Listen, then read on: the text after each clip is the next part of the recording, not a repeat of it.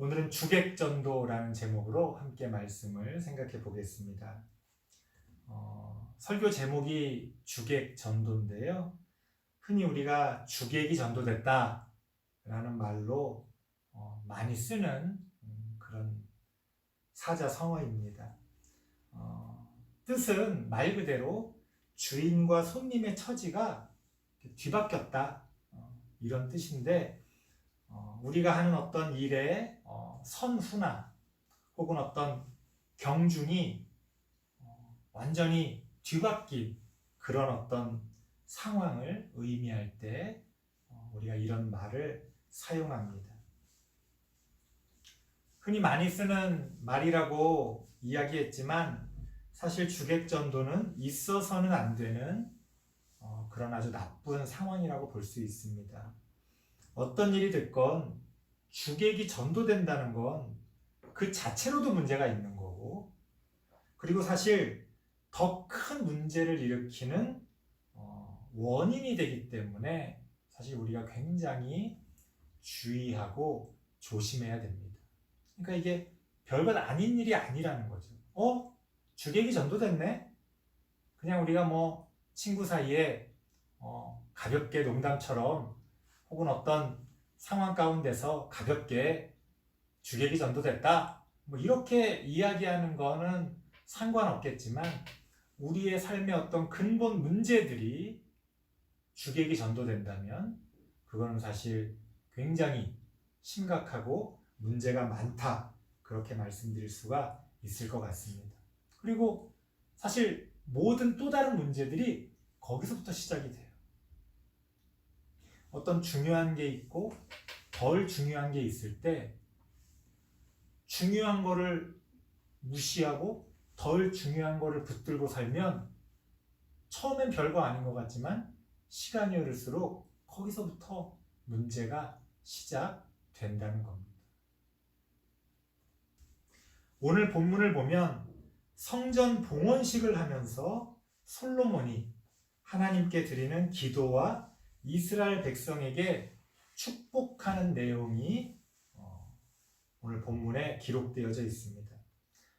너무 은혜스러운 장면이죠. 성전을 아름답게 건축하고 봉헌 예배를 드리면서 하나님께 기도드리고 또 성도들에게 축복하는 그런 아주 좋은 장면인데요. 하지만 우리는 이 안에서 안타깝게도 하나님의 말씀이 서서히 변질되며 왜곡되어져 가는 주객 전도의 과정을 목격할 수가 있다는 겁니다. 자, 58절 말씀 먼저 한번 읽어볼까요? 열왕기상 8장 58절입니다. 시작. 우리의 마음을 주께로 향하여 그의 모든 길로 행하게 하시오며 우리 조상들에게 명령하신 계명과 법도와 율례를 지키게 하시기를 원하오며. 이게 뭡니까? 주인이죠, 주인. 우리 삶의 주인이에요. 하나님의 말씀을 따라 하나님의 말씀을 지키고 그렇게 하나님의 말씀을 중심에 놓고 살아야 한다. 이건 변함없는 우리의 신앙의 또 우리의 삶의 주인이 될 수 있는 그런 아주 중요한 기준입니다. 그러니까 말씀이 어떻게 보면 우리 신앙생활의 우리의 삶의 기준이다, 중심이다, 가장 중요한 것이다, 이렇게 말씀드릴 수가 있습니다. 그러면 손님은 뭡니까? 63절에 보니까 솔로몬이 화목제에 희생제물을 드렸으니 곧 여호와께 드린 소가 22,000마리요 양이 12만 마리라. 이와 같이 왕과 모든 이스라엘 자손이 여호와의 성전의 봉헌식을 행하였는데, 훨씬 더 화려해 보이고 더 중요한 일처럼 보이긴 하지만 이 성전이라는 것은 손님이 될 수밖에 없다는 거예요. 하나님의 말씀이 우리의 삶의 주인이고, 성전은 그 하나님의 말씀을 깨닫게 하고 그 하나님의 말씀을 기억나게 하고 그 하나님의 말씀을 배울 수 있는 그런 장소로서 손님의 역할을 한다는 겁니다. 중요하지 않다는 건 아니에요. 손님도 중요하죠. 하지만 주인과 손님의 그 위치와 또 더 큰 중요성에 대해서 우리가 잊어버리면 안 된다는 겁니다. 하지만 이 주객이 전도되기 시작하면 사실은 당장은 큰일이 벌어지진 않아요. 왜? 어쨌든 전도돼도 둘 다 중요한 거잖아요. 하지만 그 무게중심이 우리의 삶을 망가뜨립니다. 우리 신체도 그렇다고 하잖아요. 작은 변화가 예를 들어서 계속 한쪽 방향으로 다리를 꼰다든가, 또 우리 남자들 같은 경우에 뒷주머니에 지갑 같은 거 항상 한쪽에다가 지갑을 넣어놓고 운전을 오래 한다든가, 그러면 우리도 모르게 처음엔 상관없죠. 하지만 시간이 흐를수록 우리의 몸이 비뚤어지고 거기서부터 모든 아픈 곳들이 생겨나게 됩니다.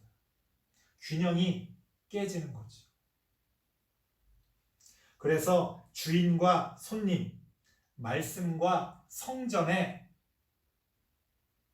그 본래 위치와 그 자리들을 우리가 망각하게 되고 뒤바꾸게 된다면 시간이 흐를수록 왜 그런지 모르면서 우리의 삶은 잘못되기 시작하는 겁니다. 자, 그렇다면 말씀이 중심이라는 건 누구나 다 인정하고 아는 건데 어쩌다가 이 주객이 전도되는 것일까? 그건 아주 작은 변화에서부터 조금씩 우리를 잠식해 들어옵니다. 그러니까 갑자기 하루아침에 주객이 전도되면 다들 깨닫죠. 이거 좀 이상한데? 잘못됐는데? 근데 조금씩 바뀌기 시작하면 우리는 어느 순간 주객이 전도됐다는 것도 알지 못하고 거기에 사로잡혀서 잘못된 그런 어떤 길들을 가게 되는 겁니다. 자, 그러면 하나님의 말씀이 주인으로서 서서히 변질되고 왜곡되며 그 자리를 성전에게, 꼭 성전이 아니더라도 어떤 여러 가지 종교적인 활동과 그런 어떤 종교적인 모습들을, 그런 것에 이 하나님의 말씀이 그 자리를 뺏겨가는 모습이 어떻게 나오느냐, 그 앞부분에 보면은요, 제가 항상 말씀드리죠. 반복되는 말씀이 중요하다.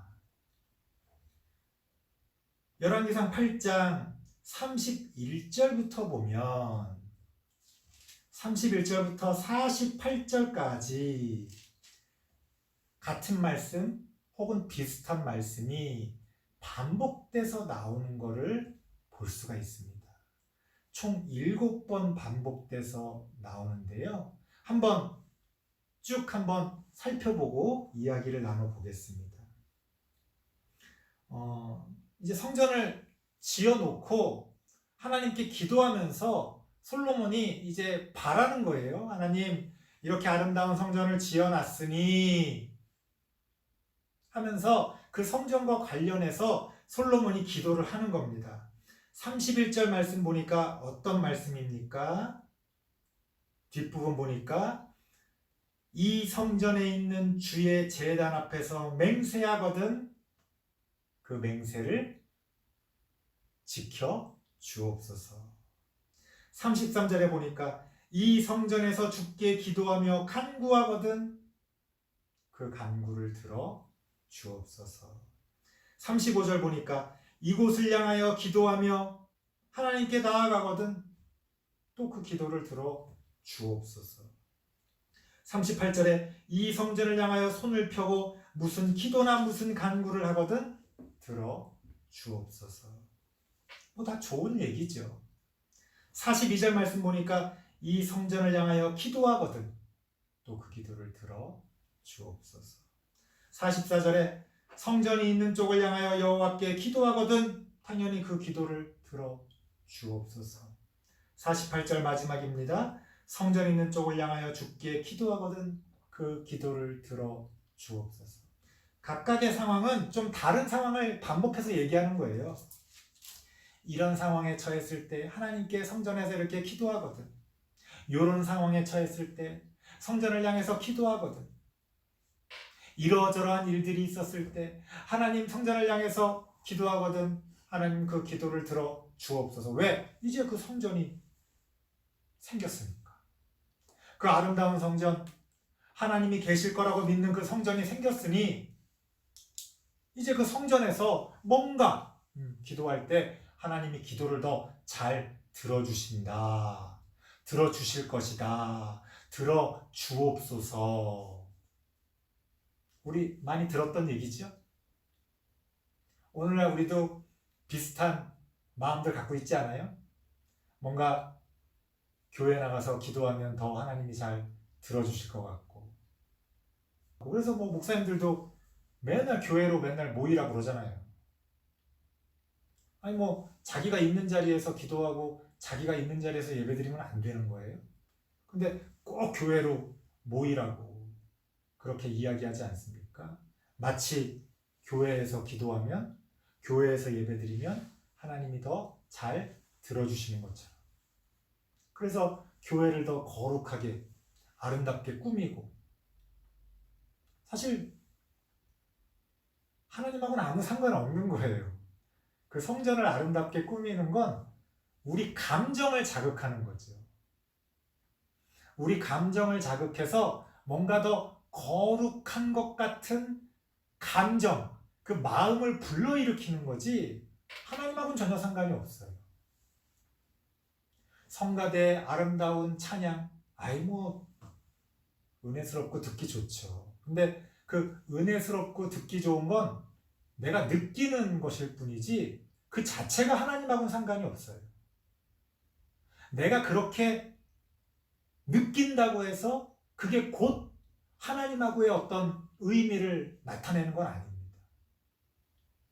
하나님하고의 관계는 우리가 우리의 삶에서 얼마나 하나님의 말씀을 지키고 그 열매를 맺어가느냐, 성령의 열매를 맺어가느냐, 그게 중요한 거지. 뭐 우리가 막 은혜스럽게 느끼고 막 눈물 흘리고 이거는 그냥 내 느낌일 뿐이에요. 우리가 그렇게 느낀다고 해서 하나님하고 더 가깝고, 그렇게 안 느낀다고 해서 하나님하고 더 멀고, 그런 건 아니라는 거예요. 우리는 여전히 굉장히 표피적으로, 표면적으로 하나님과 만나고 하나님과 관계를 맺습니다. 그러다 보니까 이 눈에 보이는 성전에 집착하게 되고, 뭔가 거기서 어떤 더 큰 의미가 있다라고 착각을 하게 되고, 그러면서 아이러니하게도 정작 진짜 실체인 하나님하고는 더 멀어지는 주객 전도의 그런 현상이 나타나는 겁니다. 자, 그러면 분명히 앞서서 솔로몬도 하나님의 말씀을 따라 우리가 이렇게 살아야 된다, 그런 주인 되는 이야기를 했잖아요. 근데 왜 주객이 전도됩니까? 하나님 말씀 따라 살아야 된다는 거는 한 구절 이야기하고, 성전에서 기도한다는 건 7번을 이야기하니 사람들이 뭘 더 귀담아 듣겠어요? 주객이 전도될 수밖에 없죠. 그리고 그 과정이 아주 미묘하고 교묘합니다. 아마도 의도하진 않았을 거예요. 근데 말씀이 변질되고 왜곡되어져 가는 과정은 나도 모르게 그렇게 되는 거예요. 우리가 그거를 올바르게 딱 지키고 있지 않으면 어느 순간 그렇게 됩니다. 어떤 식으로 변질되어져 가는지 한번 보겠습니다. 아까 우리가 7가지 구절을 읽어봤잖아요. 3단계로 변질되어가는, 우리도 모르게 우리의 생각을 왜곡시켜가는 과정이 나타납니다. 보세요. 31절에 보니까 뭐라고 나와요? 31절에는 이 성전에 있는 주의 제단 앞에서 맹세하거든. 성전을 아름답게 지어놨고 그 성전 안에 딱 제단이 있잖아요. 그 제단 앞에서 맹세하거든 하나님 그걸 들어 주옵소서.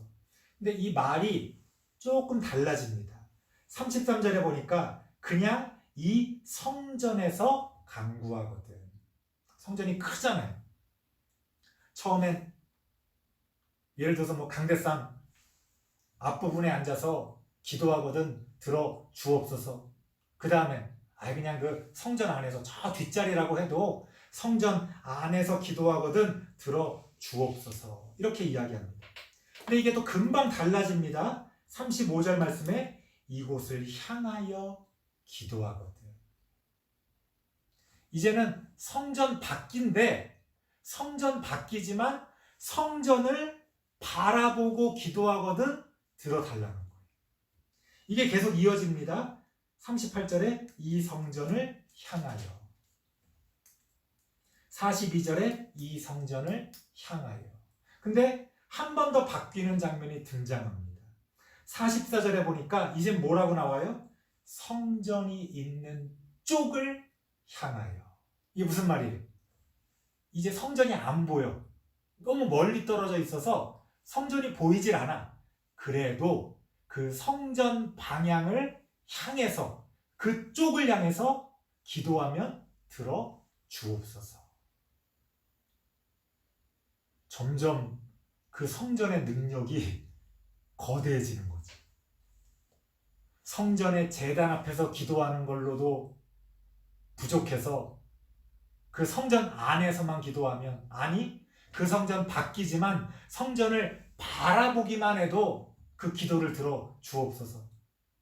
이젠 그 능력이 거리의 제한을 벗어나 버립니다. 그 성전이 있는 그 쪽, 그 방향만 향해서 기도하더라도 하나님 그 기도를 들어 주옵소서. 이런 능력이 어디 있습니까? 이건 뭐 거리를 초월하는 초능력이죠. 초능력. 성전의 능력이 초능력이 되는 거예요. 하나님의 말씀 백날 지켜봤자 뭐가 그렇게 달라지고 뭐가 그렇게 큰 복을 받고 그렇습니까? 아니죠. 힘들기만 하지. 그런데 성전을 향해서 기도만 하면 그 기도를 들어주신다는데 하나님의 말씀 힘들게 공부하고 지키려고 애쓰는 게 필요 있어요? 그러니까 하나님의 말씀이 중요하지 않다는 말은 어디에도 안 나와요. 하나님의 말씀이 주인이라는 건 다 안다고 이야기해. 하지만 이 말씀 전체가 이 말씀 전체의 흐름을 통해서 알게 모르게 무의식적으로 우리에게 가르쳐주는 건 뭐예요? 말씀 붙들고 있을 필요가 뭐 있어? 성전에서, 성전을 향해서 기도하면 되지. 그러면 뭐 만사 오케이 아니에요? 우리가 정말 원하는 건 하나님이 우리 기도를 들어주시고 우리의 소원을 들어주시는 게 좋지. 뭐 말씀을 지켜가지고 뭐 내 삶에 뭐가 그게 느껴지기나 해요. 그게 와닿질 않잖아요.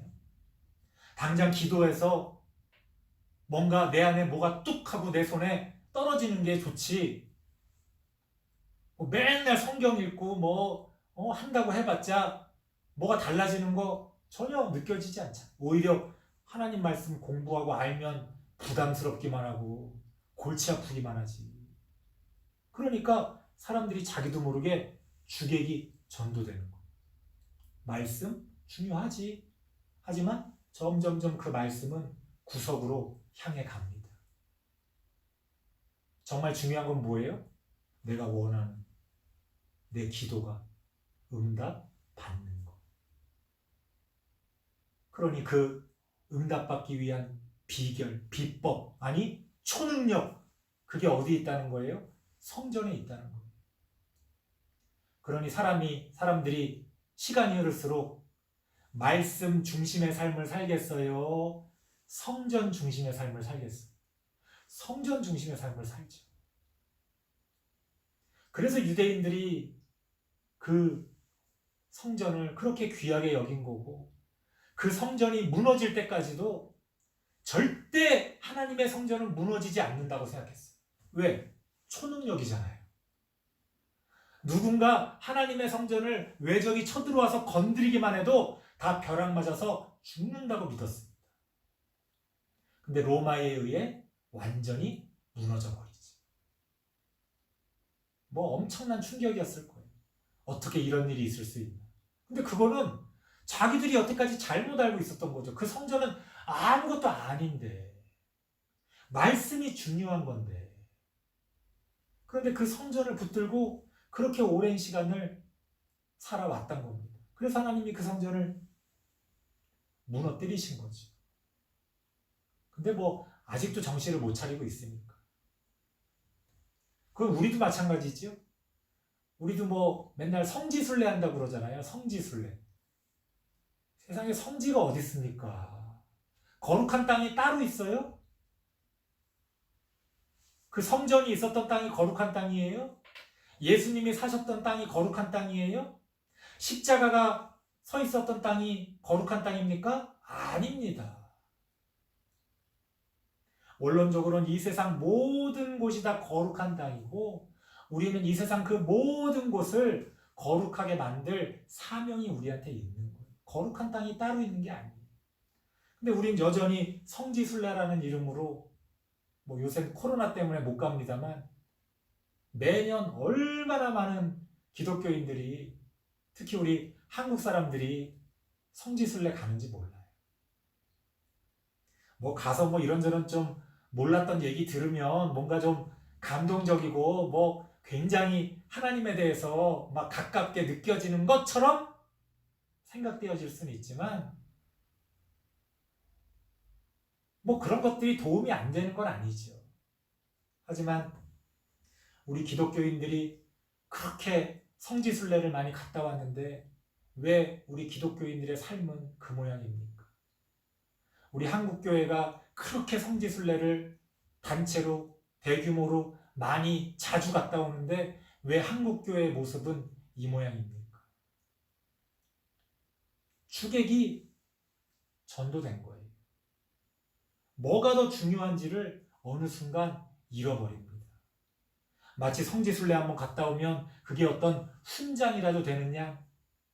나는 성지순례 몇 번 다녀왔다.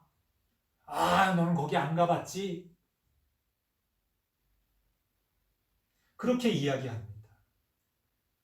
그건 착각이라는 거예요. 오해하지 마세요. 성지순례 가면 좋죠. 저도 뭐 기회가 되면 가보고 싶어요. 뭐 성지순례 가서 나쁠 거 있습니까? 여행 가서 이렇게 구경하고 또 그런 어떤 실제로 그런 장소들을 보면 훨씬 더 성경이 가깝게 느껴질 테니까 성지순례 가는 거 나쁜 거 아닙니다. 하지만 그게 능사도 아니다. 성지순례 갔다 왔다고 해서 뭐가 크게 우리의 삶이 달라지는 것도 아니라는 거예요. 정말 중요한 건 뭡니까? 하나님의 말씀이죠. 하지만 오늘 본문에서는 어느 순간 말씀은 점점 더 우리의 삶의 중심에서 사라져가고 그 화려한 성전이 그 중심을 차지해가는 그런 변질과 왜곡의 과정을 우리가 목격하게 됩니다. 과연 지금 우리의 삶에선 그런 주객전도가 없는가? 우리가 돌아보면서 다시금 우리가 하나님의 말씀을 중심으로 잡고 우리의 삶의 균형을 바르게 찾아가는 우리 모든 성도님들 되시길 바랍니다. 기도하겠습니다. 하나님 감사합니다. 우리 삶의 주인은 무엇입니까? 하나님의 말씀이 우리의 삶의 주인이 되고 그 나머지 것들은 손님으로 각자의 기능을 다할 수 있도록 하나님 도와 주시옵소서. 주객이 전도되는 일 없이 올바른 삶의 균형을 맞추며 살아갈 수 있기를 원합니다. 하나님 우리를 그렇게 주의 선한 길로 인도하여 주시옵소서. 예수님의 이름으로 기도드리옵나이다. 아멘.